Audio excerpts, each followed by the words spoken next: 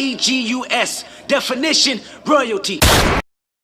Someday the Negro is going to wake up and try and do unto them as they have done do unto the whites as the whites have done unto us.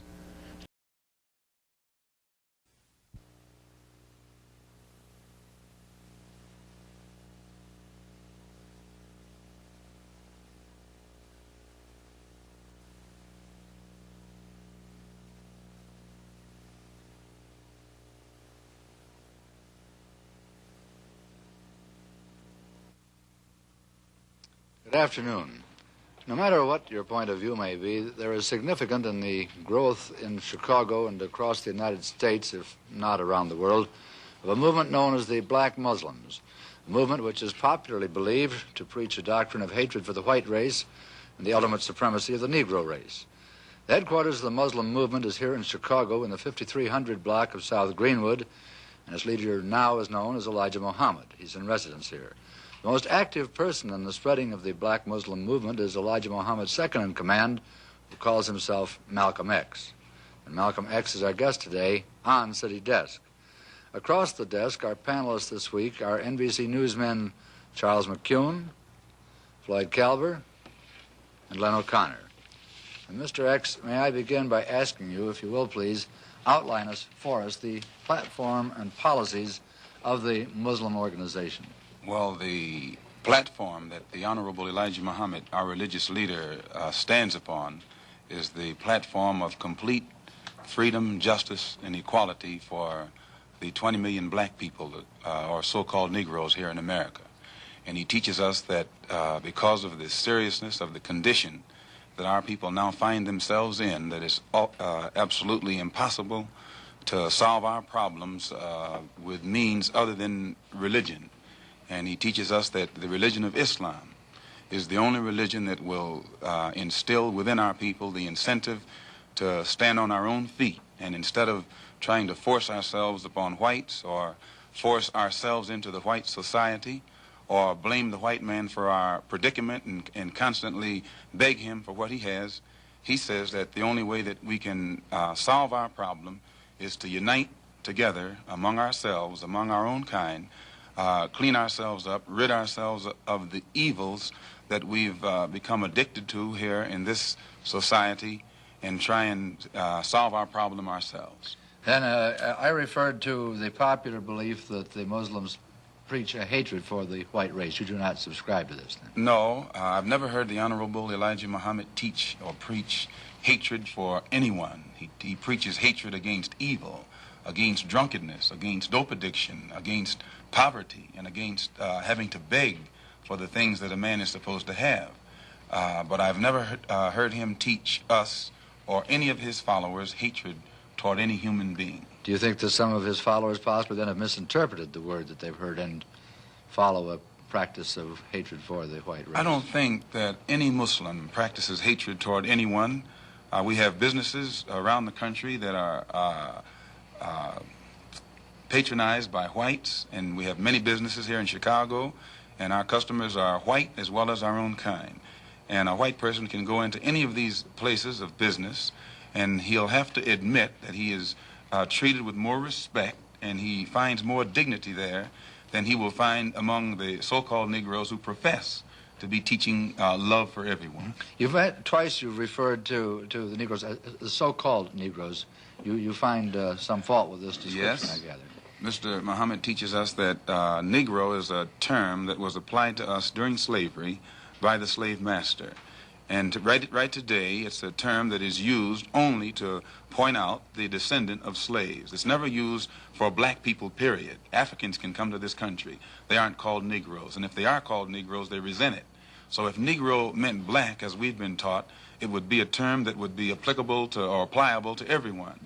But he says that it is something that means a slave, or something who is, it means something that has been left out of society, politically, economically, educationally, and otherwise. You don't think of it as an anthropological term? Definitely. It's not an anthropological term. It's a slave term. And it was a term that was invented in America and was used by the slave makers, slave traders, and slave masters, and attached to the property or the chattel or merchandise that our people represented in that particular day. Mr. O'Connor. What is your real name? Malcom X. Is that your legal name? As far as I'm concerned, it's my legal name.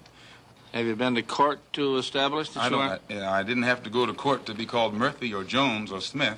Excuse me for answering you this way. That's if all right. a Chinese person were to say his name was Patrick Murphy, you would look at him like he's insane, because Murphy is an Irish name, a European name, or the name that has a Caucasian or white background. And a yellow person, Chinese is a yellow man, and he has nothing to do or no connection whatsoever with the name Murphy. And if it doesn't look proper for a person who is yellow or Chinese to be walking around named Murphy or Jones or Johnson or Bunch or Powell, I think it would be just as improper for a black person or the so-called Negro in this country, as we're taught by the Honorable Elijah Muhammad to walk around with these names. And therefore he teaches us that during slavery, the same slave master who owned us put his last name on us to denote that we were his property. So that when you see a Negro today who's named Johnson, if you go back in his history, you'll find that he was once his grandfather, or one of his forefathers was owned by a white man who was named Johnson. If his name is Bunch, his grandfather was owned by a white man that was named Bunch. Would you mind telling me what your father's last name was? My father didn't know his last name. My father got his last name from his grandfather, and his grandfather got it from his grandfather, who got it from the slave master. The real names of our people were destroyed during slavery. Was there any line, any point in the genealogy of your family when you did have to use the last name, and if so, what was it? The last name of my forefathers was taken from them when they were brought to America and made slaves. And then the name of the slave master was given, which we refuse. We reject that name today. You mean you won't even tell me what your father's supposed last name was or gifted last name was? I never acknowledge it whatsoever. Let me ask you about the status of Elijah Muhammad. First of all, is he ill? I spoke to him today. He is in better health than he has been. He's suffering from asthmatic bronchitis. Is that why he didn't attend your rally on last Tuesday? Yeah, the only reason that he didn't attend was his ill condition, and the weather here, especially on that particular day, was of such nature that it would have been almost insane for him to come. Well, now, did you hold that meeting last Tuesday because it coincided with the general election, the primary election? I think if you study the history of Mr. Muhammad's work and religious work in this country, we've had our convention on February the 26th every year for, I think, the past 33 years. Well, now, while you don't care to discuss your former name or the name that the slave master gave to your antecedents, it is a matter of record that Muhammad's last name was Poole, Elijah Poole. No, that's the name that his slave master gave to his grandfather or great-grandfather, but that's not his name. Well, his mother and father thought when they called him Elijah Poole that was his name. They didn't know any better. Well, if they didn't know any better or not, they thought that was his name. Yes, sir, but sir... But what I'm trying to find out is when did he cease to be Elijah Poole and get to be Elijah Muhammad? In 1931, I think it was, in Detroit, he was taught the true history of our people and made aware at that time that he was wearing an English name, and by not being an Englishman, he looked out of place. And his teacher gave him the name that he's wearing today, Muhammad, Elijah Muhammad. All right, now when did he become what he purports to be in your literature, the son of Allah? I've never heard the Honorable Elijah Muhammad referred to as the son of Allah. The prophet of Allah. I've never heard him referred to as the prophet of Allah. What do you refer to him Messenger of Allah. All right, the messenger of Allah, and I appreciate the correction. Yes, he says that a prophet is somebody who predicts the future, and he's not predicting the future, whereas a messenger is someone who carries a message that has been given to him by one who authors that message. Well, now, who gave him the message, and to whom is it supposed to be delivered? Master W.F. Muhammad, the one who taught him, is the author of the message. He gave it to the Honorable Elijah Muhammad, which makes him the messenger. And he's to deliver that message of truth and righteousness to the 20 million American so-called Negroes, which means he's to teach us the truth, which will awaken us, and then show us how to live a life of righteousness, which will automatically qualify us for recognition as human beings by all other righteous human beings here on this earth. Well, now, one other question. With reference to what Mr. Hurlbut asked you a little bit ago, you took a very moderate position of wanting independence without having any hatred for the whites. Do I understand that correctly? Hatred is not involved in it whatsoever. Well, I recall in a recent plane crash, I mean 2 or 3 years ago, or less than that, a charter flight on Air France in which a group of people from Atlanta, Georgia, were, as they say in the business, as they took off from Orly Field. And you were quoted at that time as expressing great gratification that this tragedy had occurred. Do you recall that? I recall it. What did you say? Do you remember? The press misinterpreted it and misrepresented it. What did you say? They said that it was made at a Muslim meeting. It wasn't. It was made at a rally of Negroes, Baptist, Methodist, Catholic, and otherwise in Los Angeles, who were rallying to protest the brutal shooting of 7 unarmed Negroes and what did you by say? heavily armed white policemen in the city of Los Angeles. And because we are a people who have been taught by the Honorable Elijah Muhammad to never carry weapons of any kind, but to get on God's side and rely on God to fight our battles for us, at the time that these brothers were shot down so brutally, I pointed out at the funeral of the brother who died that God would step in and take a hand in giving us some form of justice for the brutal killing of our brother. And when the plane crashed in France, I pointed out to the crowd at this rally that this was an act of God showing his wrath or complete resentment over the brutal form of injustice that had been inflicted upon our poor unarmed brothers. Were you saying that, or do you believe that? At that time, Dr. Billy Graham was in a crusade in Chicago, and the press, your papers here in this city, quoted Billy Graham of also saying that plane crash was an act of God.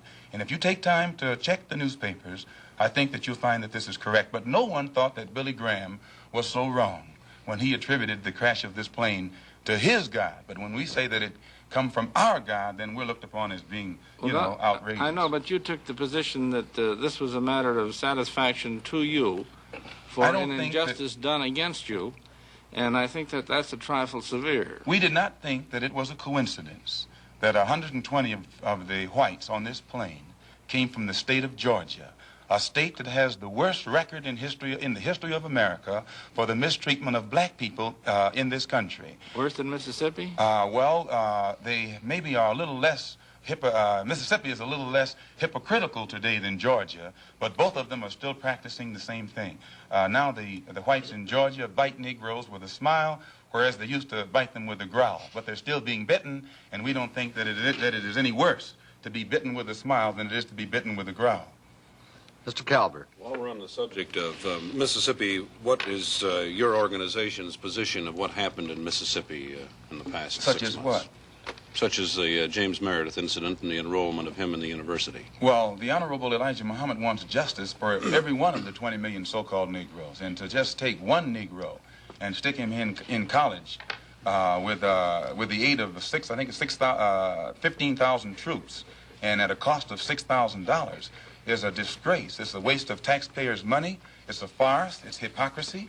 Because if it's right for one Negro to be forced into that university, then every Negro in the state of Mississippi who is qualified has the same right to go to that university. And if the government is not ready and willing to enforce the right of every Negro in the state of Mississippi, then, in my opinion, sir, it's only hypocrisy to pretend that they are for justice by pushing one Negro in and blowing it up all over the world to make it look like they're solving the problem when millions of black people in that state are still going to segregated schools and getting an inferior education. Does your organization encourage members to attempt to enter schools that have been known as all white in the past? The Honorable Elijah Muhammad doesn't discourage us from attending white schools, but he does say that it is better for us to go to our own schools, and after we have a thorough knowledge of ourselves, of our own kind, and racial dignity has been instilled within us, then we can go to anyone's school and we'll still retain our race pride, our racial dignity, and we will be able to avoid the subservient inferiority complex that most Negroes have that is instilled within most Negroes who receive this sort of integrated education. Well, you have a private school operating here in Chicago, at least, and possibly elsewhere. And it's been a subject of controversy lately what is the acceptance of people who come out of your private schools into schools of higher learning? Yes, we have many students who have graduated from the University of Islam on 54th and Greenwood that are now attending other schools. In fact, just as an example, one of Mr. Muhammad's sons never attended any school in his life but the University of Islam. He later attended DePaul University. He also attended the University of Chicago, and at present he's attending Al-Azhar University in Cairo, one of the oldest Muslim schools in the world. And his daughter-in-law also, who went to school here, is attending the University of Cairo. And then we have other students who have graduated that are attending other colleges and universities in this country. And in our school, we never have any delinquency problems. We never have any dropouts. We never have any disrespect for authority or disrespect for parents. We don't have any kind of juvenile delinquency. All of the things that the regular school system is complaining about, the critics and the most severe critics of Mr. Muhammad has to admit that we aren't plagued with those same problems in our own school. I have listened to your leader, at least on one occasion in convention here. It was 2 years ago, and at that time he advocated the separate state proposition of giving the what you call the so-called American Negro a separate state in which to live, to make their own way. Would you explain that philosophy, please? And have you had any support for it from anybody in official ranks? Your first question first. To my understanding, what Mr. Muhammad has said is that he wants freedom, justice, and equality for the black people here in America, which you agree they don't have. If they did, you wouldn't have a race problem.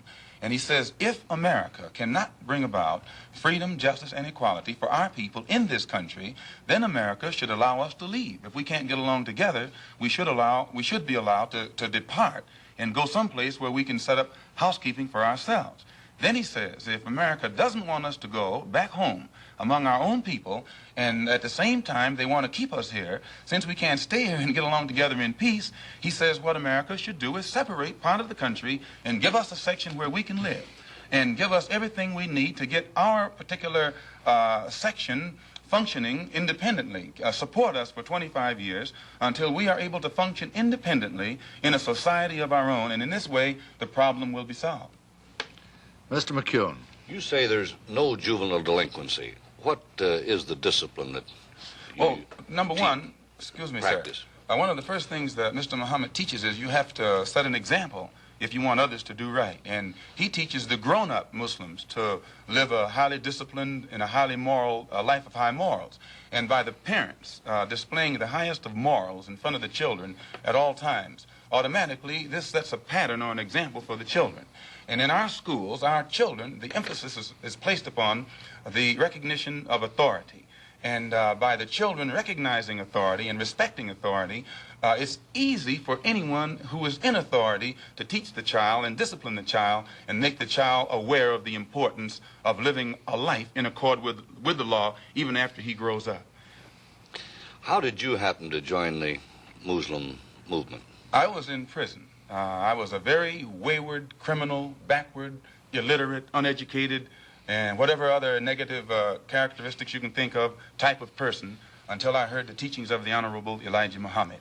And because of the impact that it had upon me in giving me a desire to reform myself and rehabilitate myself for the first time in my life, and also being able to see the effect that it had upon others, this is what made me accept it. And plus, prior to hearing what he teaches, I had no interest whatsoever in anything serious or any kind of educational pursuits. And I noticed that after being exposed to the religious teachings of the Honorable Elijah Muhammad, immediately it instilled within me such a high degree of racial pride and racial dignity that I wanted to be somebody. And I realized that I couldn't be anybody by begging the white man for what he had, but that I had to get out here and try and do something for myself or make something out of myself. What has been the growth of the Muslim movement? There are conflicting reports as to how many Muslims there are in the United States. Can you tell us? Well, most critics say that the dissatisfied follow Muhammad, that the unemployed and the oppressed follow Muhammad. And I think you'll agree, the sociologists, the economists, and other experts say that the masses of black people are dissatisfied, unemployed, oppressed, and fed up, so that he actually gets his support at the mass level. But now you have other Negroes at the class level who pretend not to go for him. because usually their job has been given to them by the white man. They have positions to which they have been appointed, and they think that the only way that they can protect their job is by pretending in front of the white man that they don't go for Mr. Muhammad either. But you find that he gets how many support Muslims at do all you levels. say there are in numbers? I couldn't say. I've never heard him say, and he's the only one who would know. 500,000? I couldn't say. I think that anyone who does say is not in a position to know, and anyone who knows wouldn't say. What do you think that the Urban League and the NAACP have accomplished for your people? What's your attitude in toward their them? own way, they have been doing their best to bring about freedom, justice, and equality and human dignity for the black people in this country. But today you have such an intense degree of dissatisfaction and impatience existing among our people at the mass level that it is almost impossible to come to them with a program that's going to take another 100 years to solve their problem, and they still be satisfied to wait. So that they have, the Urban League and the NAACP has done a good job within their understanding. But today it takes more immediate solutions. And the solution that the Honorable Elijah Muhammad has is immediate. It's more practical. You think they're not moving fast enough? Well, they're moving as fast as they can. But that's not fast enough for the masses of black people. If a person is sitting on a warm stove and you get ready to let him up, no matter how slow you are, he has patience because it's only warm. But the masses of black people who are sitting on a hot stove, they're impatient. And no matter how fast you say progress is being made toward letting them up, that progress is not fast enough for them. Well, the NAACP and the Urban League have both been critical of the Muslims. The NAACP and Urban League have been maneuvered into criticizing us against their own will. Usually, the divide and conquer tactics have always been used by the oppressor to keep the oppressed oppressed. And the NAACP has been used against the Muslims. Efforts have been made to use us against them, but the Honorable Elijah Muhammad said he'll work with the NAACP, the Urban League, and any other Negro organization that wants to uplift the black man as long as it doesn't conflict with our religious principles. Well, I remember once when Elijah was quoted as having said that the Urban League and the NAACP sold out to the white man. Has he ever made that statement to my knowledge, I don't think that he has said that they sold out to the white man. I've heard him say that. Is that his feeling? The NAACP has been in existence for 54 years. And they elect a new national president every year, and they have never elected a black man to sit in that capacity. Arthur Spingarn has been president of the NAACP for 24 years. And so in this sense, it means that either they're practicing the same discrimination that they accuse the white man of practicing, they're practicing it themselves, or else they're not qualifying other Negroes in that organization for positions of leadership. This is our only criticism. You personally feel that they have sold out to the white man? You personally feel that those organizations have sold out to the white man? I don't think that they would knowingly allow themselves to be used or misused against their own people. So if they are failing to do the job that our people expect of them, probably it's just through lack of understanding. But today their understanding is increasing, and you'll find that they're developing a better ability to work with all different factions for the betterment of our people. Malcolm, how do you yourself feel about the white man? I believe that the white man has done a great injustice to the black man in this country by having kidnapped our people and brought us here and down to the level that we're on today. And today, instead of approaching the factors that their original mistake has created, instead of approaching these factors objectively and realistically, the greatest sin that they're doing now is trying to pretend that they never committed a crime, that they never did any wrong. And when the Honorable Elijah Muhammad points out the injustices that our people are suffering, they make that sin worse by accusing him of teaching hate, or by accusing him of black supremacy, or by accusing him of advocating violence, simply because he is pointing out the real factors in the problem. We have a little time left. You don't have to hurry so much, Malcolm. You were born in Omaha, is that right? Yes, sir. And your family left Omaha when you were, what, 1 year old? I imagine about a year old. And why did they leave Omaha? Well, to my understanding, the Ku Klux Klan burned down one of their homes in Omaha. This made your family feel very unhappy, I'm sure. Well, insecure, if not unhappy. So you must have a somewhat prejudiced point of view, a personally prejudiced point of view. In other words, you cannot look at this in a broad academic sort of way, really. I think that's incorrect, because despite the fact that that happened in Omaha, and then when we moved to Lansing, Michigan, our home was burned down again. In fact, my father was killed by the Ku Klux Klan. And despite all of that, no one was more thoroughly integrated with whites than I. No one has lived more so in the society of whites than I. And it was only until I became a Muslim that I ceased living in the society You of say you whites. are thoroughly integrated with the whites, Malcolm. Do you have white people in your family background? Definitely, most Negroes in this country have whites in their family background because... How are you going to differentiate between the white blood that's in you and the Negro blood that's in you? And you don't mind my using the term Negro because you use this yourself. I use it interchangeably. I know you do. Why do you do that? Well, I use it if it fits the purpose to use it, but I use it against my will. Do you? But you you used it voluntarily in describing the incident in Los Angeles. Still, I use it against my will. I guess the teachings weren't thoroughly inculcated. No, but when I say to you that the cops in Los Angeles shot down 7 unarmed Negroes, every Negro in the audience knows what I'm talking about. But when I say that they shot 7 Muslims, then a lot of the Negroes don't realize that suppose you said 7 colored people because you say you used the term colored people. If you said... I don't think I used the word colored on this program. Yes, you did. You did when we started. Not colored. I think so. Black people, I'm sorry. You did black. say black. Well, we can use black, and that fits everybody. Okay. But, sir, the black... Now, let me get back to another point that you made. You said that you go back home. Now, what do you mean by back home? I've only heard the Honorable Elijah Muhammad say, back among our own people. From You whence said back home. You don't mind my saying. Right, back home. But by that he means... Do you mean back into the roots of Islam, or do you mean back to Africa? Back home. And by Africa. back home he means back into our original civilization. And if you study history, the Islamic culture existed in West Africa, But your Central family Africa. didn't come from an Islamic background originally, did it? I mean, you came from the proud tribes of Africa, which is I think certainly you'll have a find, pride- sir, that one of background. that Islam, the Islamic culture, I agree, there is. existed a lot of- widely in Africa, Central Africa, I agree, West Africa. I agree. I've met many people in there. Mr. O'Connor. With regard to that tragedy out there in Los Angeles, I myself refer to it when it happened as the tragic police action, so I am not totally biased. Thank you, sir. Coming from Muhammad Speaks, which is the publication of your cult or your religion,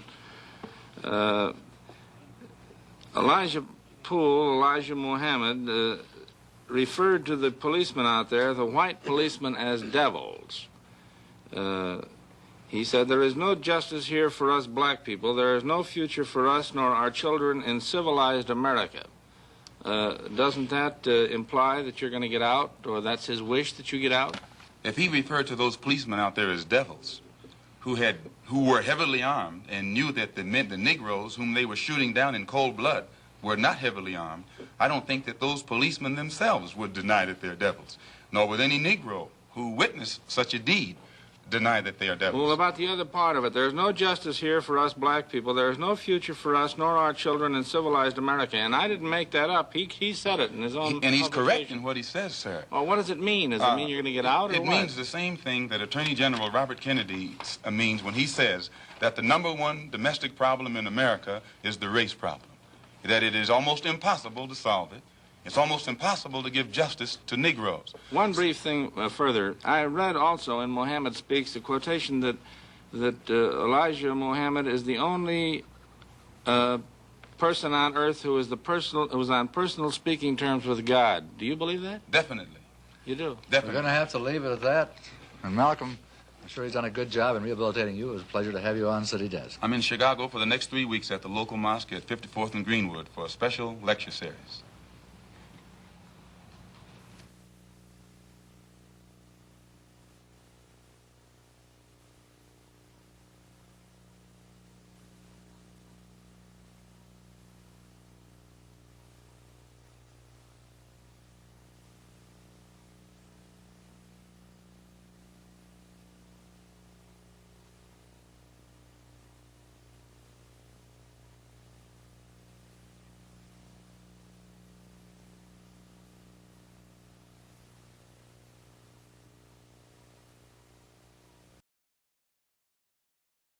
Negus, say it with me, or say no more. Black stars can come and get me. Take it from Oprah Winfrey, tell her she right on time. Kendrick Lamar, by far, realest sneakers alive.